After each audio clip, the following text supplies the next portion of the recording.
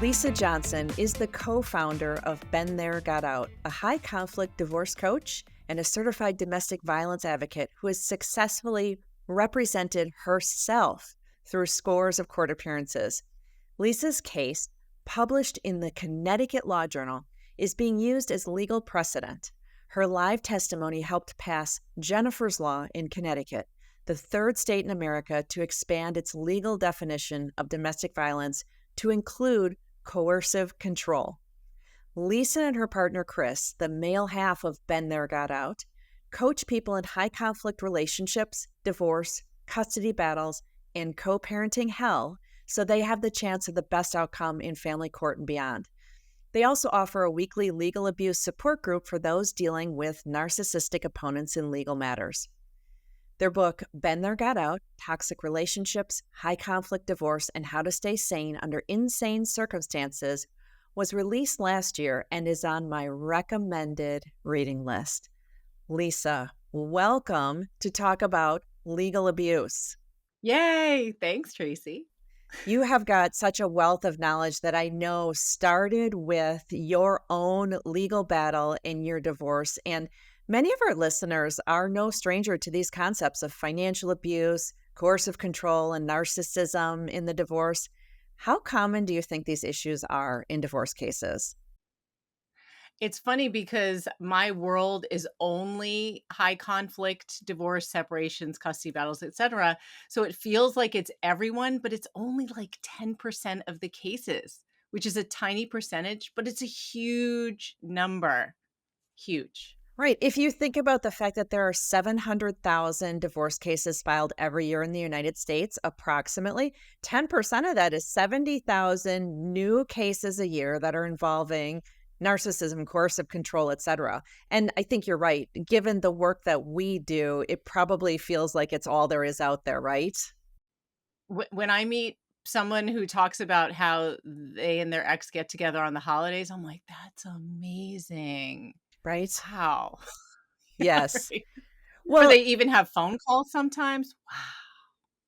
Well, you deal specifically with legal abuse. So what does that mean? And maybe tell us a little bit about your personal experience with it. Okay. Well, I was with my ex for nearly half my life, 20 years, never thought I'd get a divorce, didn't fight that much, discovered he'd been living a double life, took 2 years to plan my exit, and thought, okay, we're ready. We both know this is the best thing, and it should take like a month, then we'll be done. So the divorce it took a year, cost $100,000, and now it's been a decade of being in the court system with him. And so I've been to court about 100 times in 2 states. I've been representing myself for 6 going on 7 years, and have gotten, I always like to say, my education in the trenches. But throughout the time, I have always prevailed. It just takes forever for justice to be served. And that's kind of the essence of legal abuse.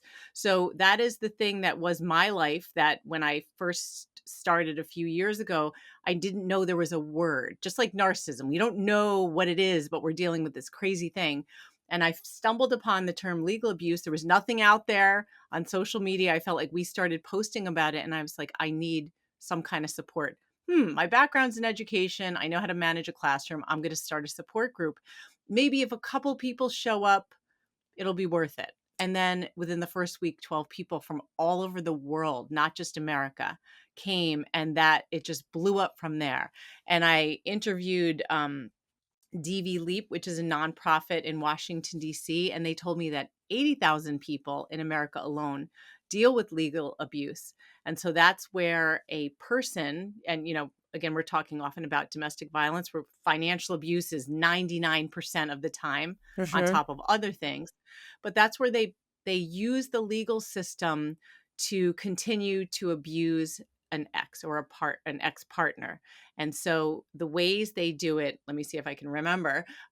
They weaponize the legal system through coercion, intimidation, trying to harass the other person, to and to impoverish them.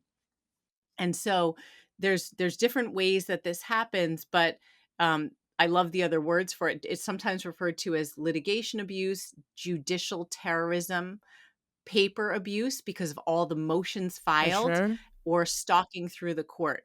So, for me, it was all these past years going after my ex because he would refuse to comply with court orders. So I had to use up my time and money and energy, and thank God I was pro se or self-represented, or I would have spent, I know I've been told I've saved well over $1 million these past few years, but I've had to use all of these resources to go after somebody that signed an agreement years ago that he hasn't paid, he hasn't done what he's Right. supposed to do. Their other side that we see a lot too is something called vexatious litigation or frivolous litigation, or litigation where someone's filing motions without merit, where they basically terrorize a person through the legal system by threatening to take away custody, to not pay what they're supposed to pay, etc. So our clients often live in this state of constant fear and dread Right. that another thing is going to be filed against them, and they're going to have to spend thousands or hundreds of $1,000s, sometimes more, on attorney's fees to represent them in things that there's nothing to it. It's just that their abuser is still using this whole new stage. They love it. They love, once we always say that after people get out of toxic relationships, their exes are limited to three things: money, kids, and the courts. And money and the courts go hand in hand. Right.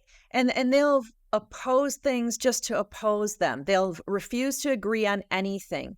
And then those things that they can't agree on, they'll start filing all the motions and the things like that. And what I see on the financial aspect of it is if you have an attorney, they're intentionally trying to run up your attorney's fees. They will intentionally contact your attorney over and over and over, send things to your attorney over and over and over, because every time your attorney gets something related to your case, they have to read it and they're going to bill you for it.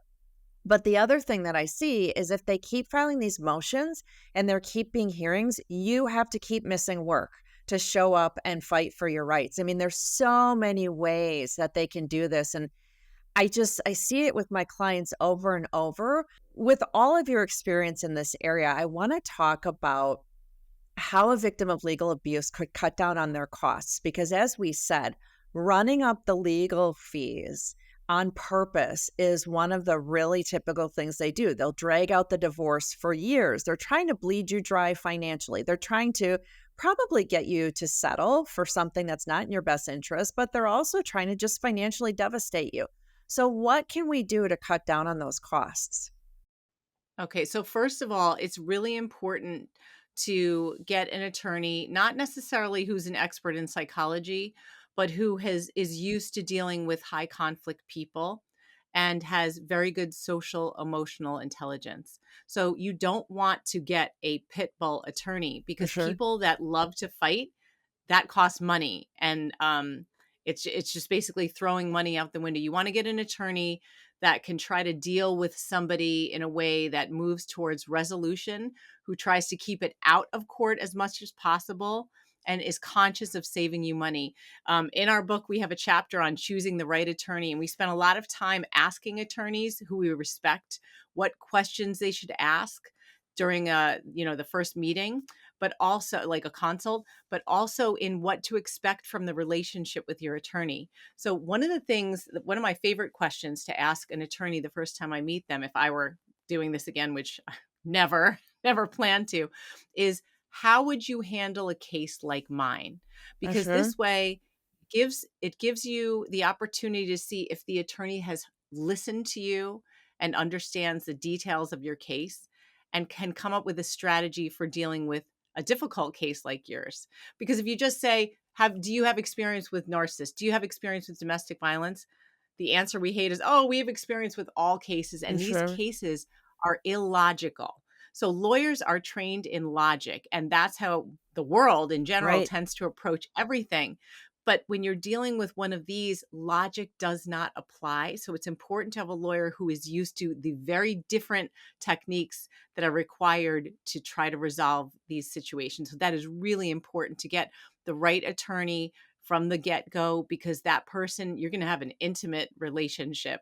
And that you also want an attorney who's conscious of your budget and is very good at communicating the costs of things so that you have some agency where you can decide, I don't know if I want to spend that much on getting tons of subpoenas when maybe we could try it this way.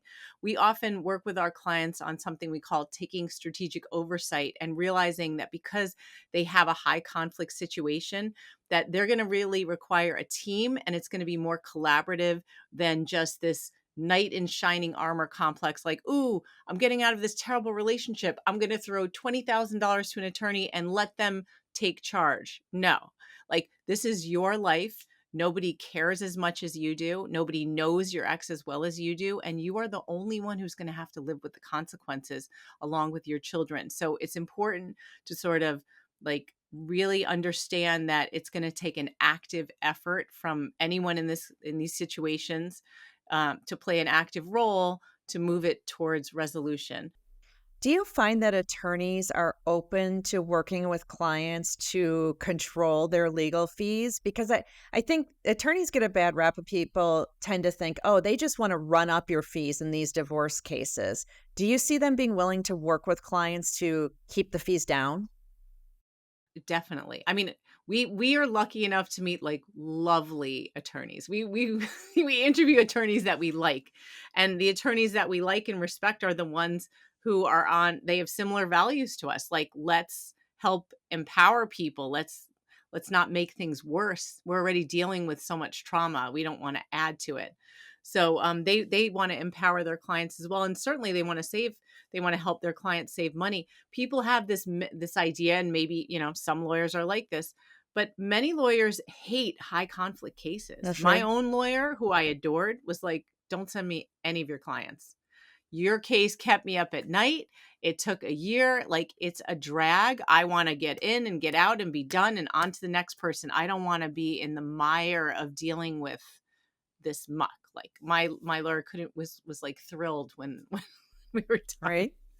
Okay. Yeah, As and we're that's why he said wrapping up, okay. do you have any other tips for how clients can save money, other than legal fees? Are there other ways they can save money through the process and protect themselves? I think a lot of it involves understanding the other resources that are out there to get you the support you need besides an attorney. So Chris and I came up with an idea. Actually, Chris, my partner, did, of a surface of the table. And so there's various legs that can help you get through this. People often assume it's just a lawyer, and so they use their lawyer for emotional support because nobody else knows it better than their lawyer often. But lawyers are not trained as therapists most of the time, and they're really, really expensive. So other supports out there are a therapist. Again, like they can work with you to deal with the healing and the trauma. And people like Chris and I, we are high conflict divorce coaches and strategists. And so one of the things we do is help people use their attorneys more efficiently. So through one of the things we work on with clients is something we call targeted documentation. A lot of times on social media, you'll see people filming shelves of notebooks stuffed with things, document everything. That is so wrong because all of that documentation costs time and money. And people will come in and be like, here, attorney, look at all my stuff.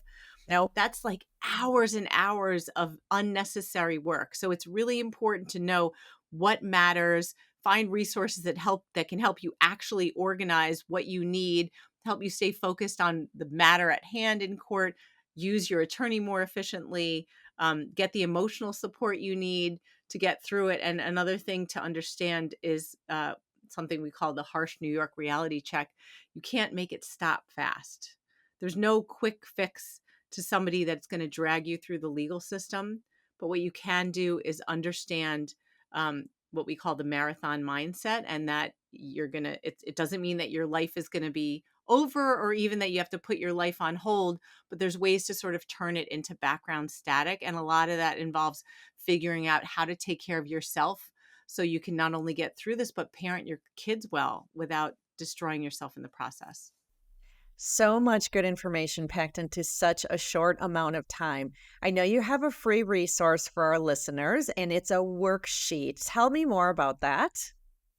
Okay. So Chris, my partner, gets all the credit for it. We came up with a list of ways you can, things you need to know when dealing with legal abuse. And we have the worksheet, and we've turned some of the tips into videos. I know Chris did one recently on how you should not underestimate your ex. That's a mistake a lot of people make that ends up costing them money in the court system. In the beginning, their ex will say, "Oh, we don't need an attorney. That's it. Just trust what I'm saying. You know me, I wouldn't lie." And boom, they've lost a ton of money or come to a really poor settlement. So tips like that, there's 18 of them, and you can go to our website, beentheregotout.com, and get the free download. Yes, I'm going to link to the download in the show notes. I'm also going to link in the show notes to your book, Been There, Got Out: Toxic Relationships, High Conflict Divorce, and How to Stay Sane Under Insane Circumstances. Yes, there it is. Tell us just a little bit about it. Okay, so this book came out in March 2023, and it's really like Chris and I work on like practical, actionable advice. My And so it's favorite. not really about, yeah, like our personal stories and all. Like the beginning, there's a little snippets of that. But one of the things I love, as you know, Tracy, because we've done several of them, is to interview professionals who know a lot of things that I have no idea about, and then bringing that advice to people, because I truly feel like we need education in order to empower ourselves. And who better Yes. to learn from than people who work within the system and understand, here's things you can do to make it better. Here's what you need to know. No, the judge isn't there to validate your situation, but here's something that the judge is there to do, and here's what you can do and why. And so that's, I think, is really helpful to people to understand, yes, the system is broken, but that doesn't mean that you should just give up. That doesn't mean that all we should do is be stuck in some kind of loop complaining about how things need to change, because that doesn't help anybody. What helps is getting some steps to take to start moving forward. And I love my job because it's so rewarding to see people who come to us. We have a hashtag, we say from puddle to ninja. They come to us in this puddle state. We're like, "Oh my gosh, I'm so scared this is happening." We're like, we're gonna figure it out. We're gonna remember the truth. We're gonna get that other person's voice out of your head. And we're gonna start figuring out what you need to do to get out of this and move on with your life. And they're still going to terrorize you, but we're going to try to turn that down. And we really see tremendous results. Well, I love what you and Chris are doing. So much valuable information today. Thank you, Lisa, for being here. I really appreciate it. Oh, my pleasure.